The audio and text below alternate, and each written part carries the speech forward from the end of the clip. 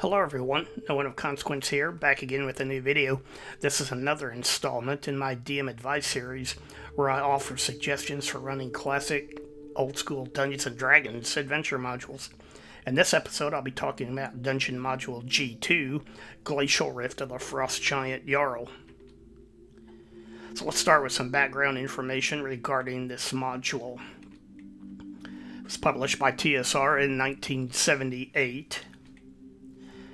TSR was initially hesitant to publish adventure modules back then. They thought that there would be little interest in them. Their reasoning was, why would people buy adventure modules when they can just create their own scenarios? However, Judges Guild proved that there was a great deal of interest in published adventures. So this particular module was used as the tournament adventure in Origins 1978 game convention. So the good thing is when TSR decided to start publishing adventure modules, they didn't have to create from scratch. They already had a library of tournament modules that they had run in the past, so they were able to just adapt those for publication. So later, this module was combined with the others in the series and republished as G123 Against the Giants in 1981. Then it was published yet again as part of the super module GDQ 1 through 7 Queen of the Spiders in 1986. Then it was reprinted in its original format and then included in the 1999 D&D Silver Anniversary box set. The way you can tell this copy, or this printing from the original, is that the Silver Anniversary logo appears on the cover. So if you're trying to build a collection of the very earliest Dungeons & Dragons material, just don't be tricked into thinking you're buying a 1978 printing when you're actually getting something that was printed in 1979. Or I'm sorry, 1999. So moving on, the module was also reprinted in this book, the 1999 module Against the Giants: A Liberation of Geoff. So all of these printings that I've gone over all contain the same core information regarding the Frost Giant adventure. So if you own any one of these products, then you have the information you need to run the adventure. It's all the same. The basic details are all the same.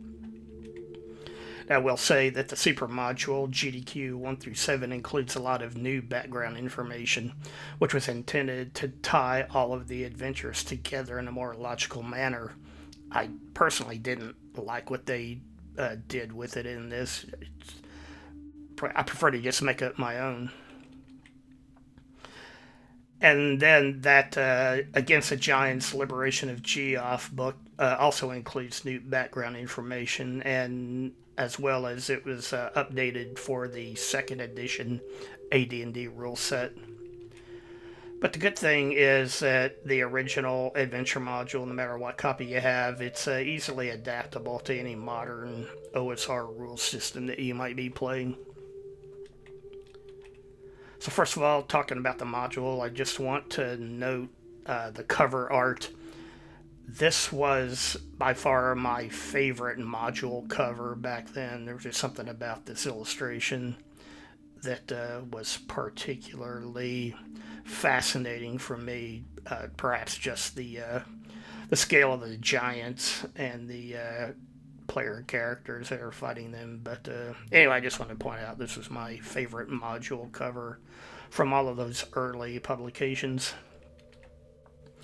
Going inside, this is on the first page where Gygax writes about the type of adventuring party that should be used for this module. And as you can see here, the optimum mix for a group is 9 characters of various classes, with an average experience level of at least 9th.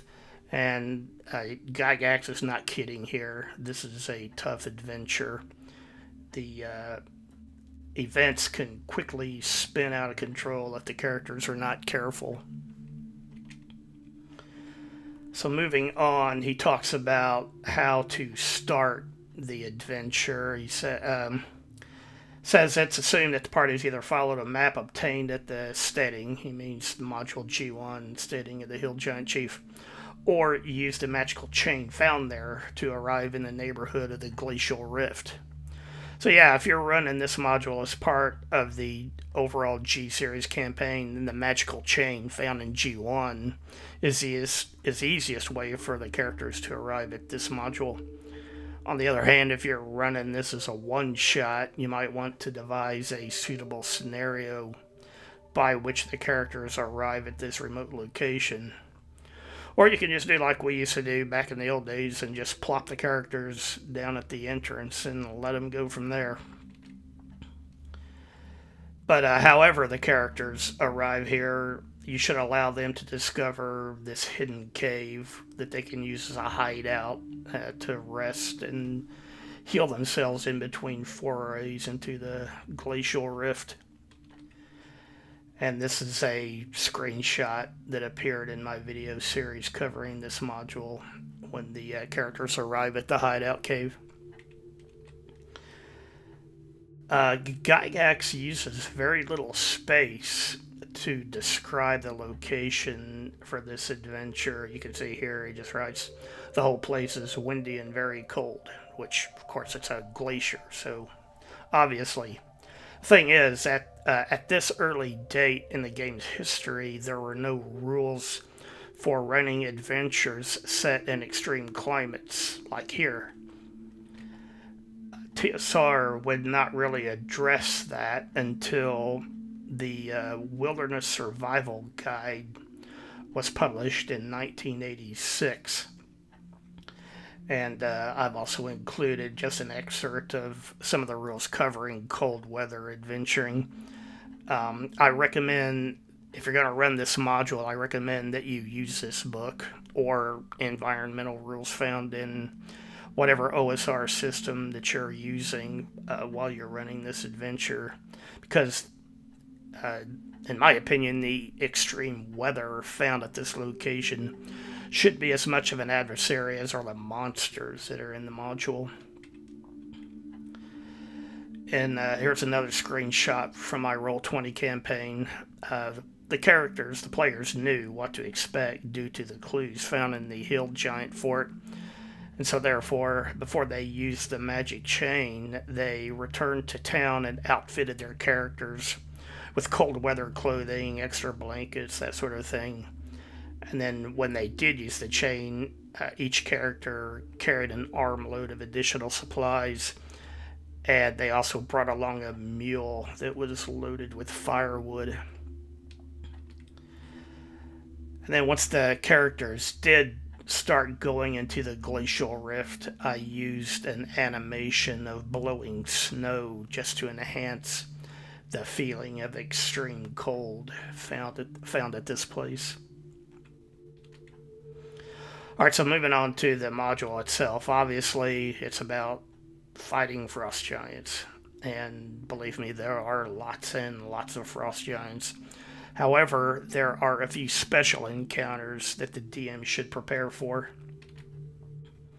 So first off is this Remor Haz, which is found on the floor of the Glacial Rift. If you are familiar with this creature, you know it's already very dangerous. However, I modified its ability somewhat. I allow it to dive into the snow and ice and then resurface at will in a different location. A lot like the sandworms in Dune, if you've seen that. Just giving the monster the ability to do this makes it a much more frightening and unpredictable opponent. Now that illustration there on the left is from the adventure module. One thing I've always wondered is if you look closely in its mouth, it almost looks like a pair of feet. And I mean, especially the one on the right. So I don't know if anyone else has ever noticed that, but to me it looks like the thing has swallowed someone, which it can do if it rolls a natural 20 when it's attacking. All right, so moving on. Down on the lower level, there are two white dragons located down there, and I've highlighted the mention of that from the adventure text. So if you're running the TGD module campaign in sequence, this is actually the first time that the player characters encounter a dragon, or in this case, there are two dragons. Now, this adventure module was written for the first edition AD&D rule set.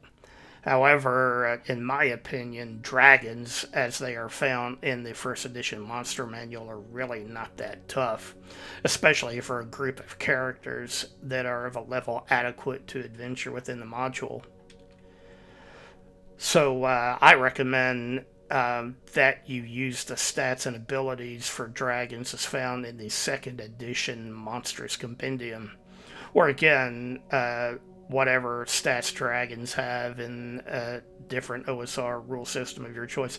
The main thing is just to make sure that dragons are more powerful than what is found in the first edition monster manual. And again, here's another screenshot of the characters encountering those dragons in my Roll20 campaign.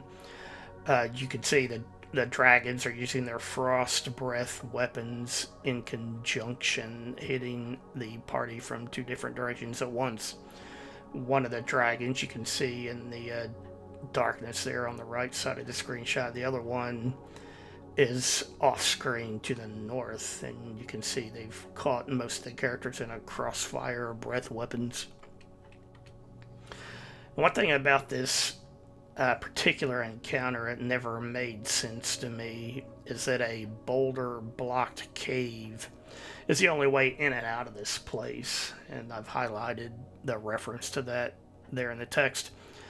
That never really made sense to me, why two dragons would allow themselves to be bottled up in a boulder blocked cave like that. So what I did, and it's pointed out there on the screenshot, I added a hole in the ceiling of the dragon's cavern, which leads back to the surface. And the screenshot shows snow drifting down through that opening and into the dragon's cave, and then just piling up there and on the floor.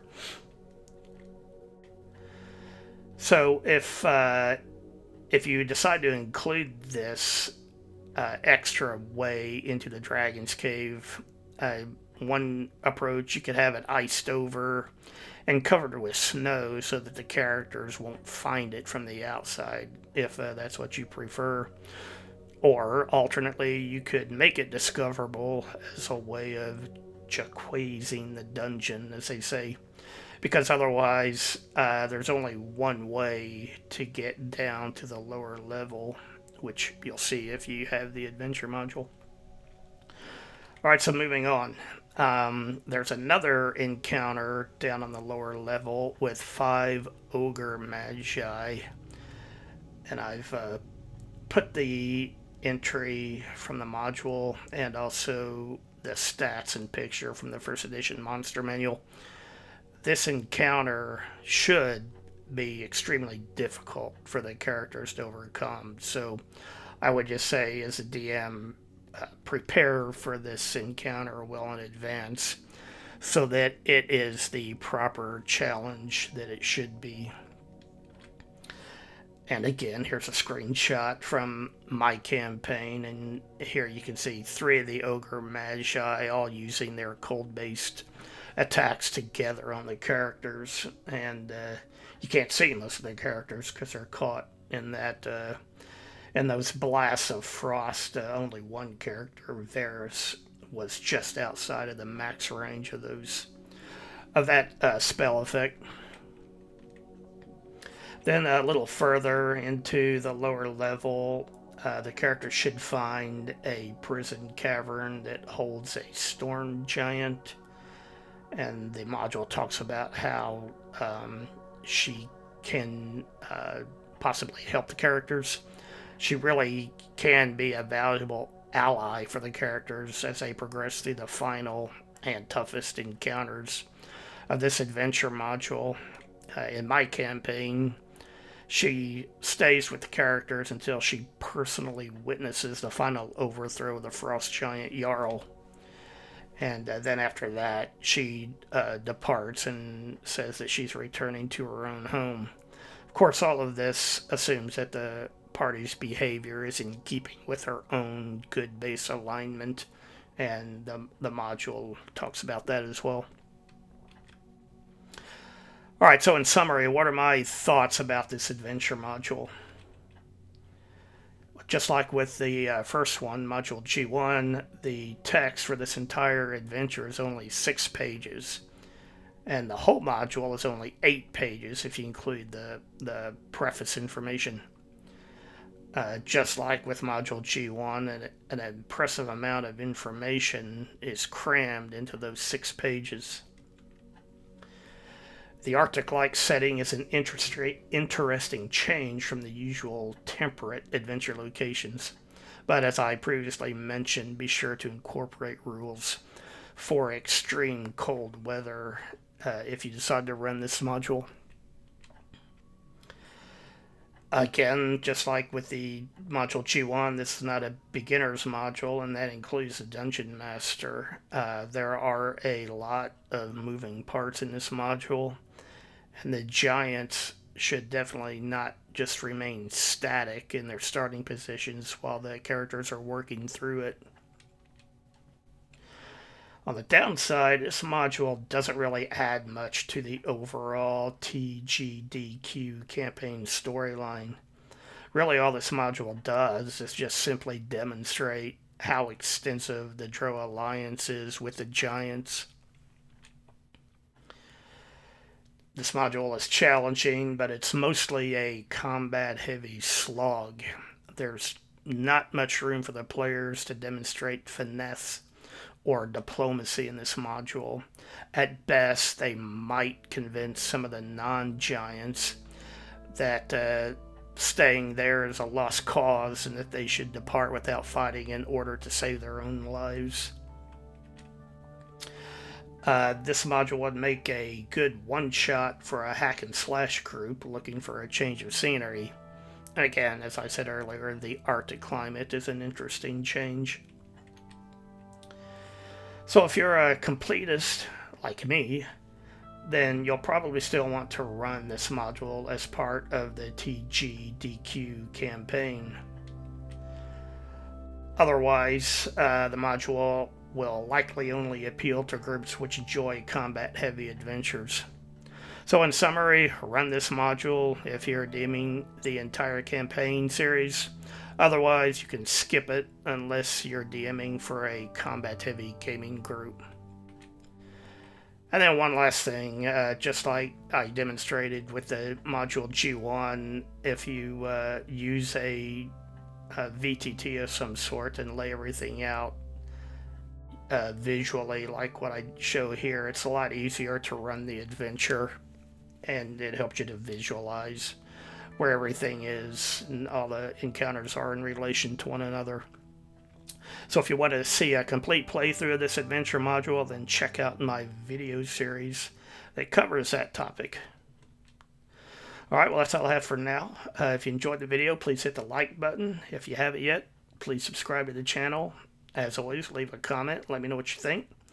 Share the video if you can, and anything you can do to help support the channel, I appreciate it. Thanks again. Bye for now. The greatest adventure is what lies